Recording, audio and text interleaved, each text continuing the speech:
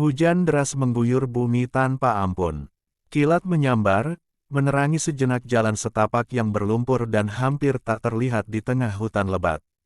Mobil tua yang mereka tumpangi, sebuah kendaraan peninggalan masa lalu yang sudah usang dan berkarat, merintih kesakitan. Bannya berputar-putar sia-sia, terperangkap dalam cengkeraman lumpur yang lengket. Dara, Ika, dan Rini, tiga mahasiswa yang bersemangat namun naif, terperangkap dalam cengkeraman hutan yang sunyi dan mencekam. Perjalanan pulang dari festival musik di sebuah kota terpencil yang jauh dari peradaban, yang awalnya dipenuhi tawa dan canda, kini berubah menjadi mimpi buruk yang tak berujung. Kegelapan hutan menelan mereka, membungkus mereka dalam ketakutan yang semakin membesar. Mesin mobil akhirnya mati, meninggalkan mereka terdampar dalam kesunyian yang mematikan, hanya diiringi suara hujan yang semakin deras dan gemuruh petir yang mengguncang jiwa. Ketakutan mulai menguasai mereka. Kegelapan hutan yang pekat, diselingi oleh sesekali sambaran kilat yang menyilaukan, menciptakan bayangan-bayangan menakutkan yang berkelindan di antara pepohonan. Suara-suara aneh bergema di sekitar mereka, bisikan-bisikan yang tak jelas, tawa samar yang seperti berasal dari alam lain, dan suara-suara langkah kaki yang tak terlihat. Bulu kuduk mereka merinding, dan jantung mereka berdebar kencang, seakan-akan meledak keluar dari dadanya.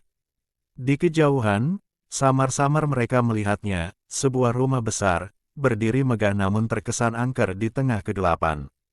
Rumah itu seperti bayangan yang mengintai, menjanjikan perlindungan namun juga menyimpan misteri yang mengerikan.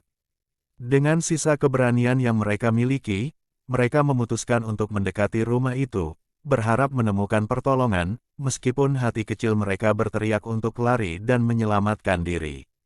Rumah itu jauh lebih mengerikan dari yang terlihat dari kejauhan.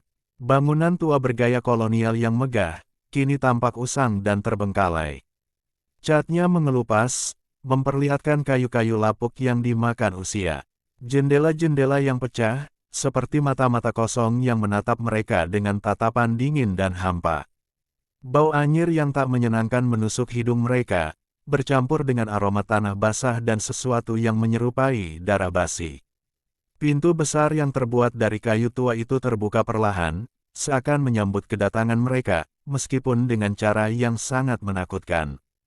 Di balik pintu itu, berdiri seorang wanita parubaya dengan senyum yang terlalu ramah untuk situasi yang mereka hadapi. Rambutnya yang hitam panjang terurai, menutupi sebagian wajahnya yang pucat. Matanya, meskipun tampak lembut, memancarkan aura yang dingin dan misterius. Ia memperkenalkan dirinya sebagai Ibu Sarah, dan dengan suara lembut namun sedikit serak, mengundang mereka masuk ke dalam rumah. Suaranya menenangkan, namun ada sesuatu yang ganjil di balik kata-katanya yang ramah. Di dalam rumah, hawa dingin yang menusuk tulang terasa semakin intens. Ruangan-ruangan yang luas dan gelap dipenuhi dengan perabotan tua yang berdebu, menciptakan suasana yang mencekam. Gambar-gambar keluarga yang usang tergantung di dinding, menunjukkan wajah-wajah yang tampak murung dan sedih, seakan menyimpan beban kesedihan yang tak terkatakan. Di beberapa sudut, mereka menemukan boneka-boneka tua yang mengerikan, matanya yang kosong seakan menatap mereka dengan tatapan yang penuh kebencian. Di lantai bawah, sebuah ruangan tersembunyi ditemukan, berisi foto-foto wanita muda yang tampak tersiksa, tubuh mereka lebam dan penuh luka sayatan. Sebuah buku harian tua ditemukan di sana, berisi catatan-catatan yang mengerikan tentang ritual-ritual aneh dan pengorbanan manusia, ditulis dengan tinta yang sudah memudar. Namun kata-katanya tetap mampu membangkitkan rasa ngeri yang luar biasa. Tulisan tangan yang tergores di setiap halaman buku harian itu seakan berbisik, menceritakan kisah-kisah mengerikan yang terjadi di dalam rumah tua itu. Ibu Sarah, dengan senyumnya yang selalu mengembang, terus melayani mereka dengan makanan dan minuman. Namun, di balik kebaikannya, tersimpan keanehan yang tak bisa diabaikan. Tatapan matanya selalu mengikuti mereka, dan senyumnya terasa palsu, seperti topeng yang menutupi sesuatu yang mengerikan. Malam itu, suara-suara aneh terus terdengar dari berbagai penjuru rumah. Suara langkah kaki, bisikan-bisikan yang tak jelas, dan tangisan bayi yang membuat bulu kuduk mereka merinding. Mereka menyadari bahwa mereka bukan hanya berteduh di sebuah rumah tua, tetapi terperangkap dalam sebuah mimpi buruk yang mengerikan, sebuah jebakan maut yang dirancang dengan cermat oleh Ibu Sarah. Ketiga sahabat itu terperangkap dalam sebuah permainan mematikan, di mana setiap langkah mereka diawasi, setiap gerakan mereka diantisipasi. Pagi harinya, mereka mencoba untuk pergi, namun Ibu Sarah mencegah mereka dengan berbagai alasan. Selalu ada halangan yang muncul setiap kali mereka mencoba untuk melarikan diri. Ketiganya mulai menyadari bahwa mereka telah terperangkap dalam jebakan maut. Ibu Sarah bukanlah wanita biasa, ia adalah seorang pembunuh berantai yang kejam, dan rumah besar itu adalah sarang kejahatannya, tempat di mana ia menjalankan ritual-ritual mengerikannya. Mereka berjuang untuk bertahan hidup, melawan Ibu Sarah dan para arwah penasaran yang menghantui rumah itu.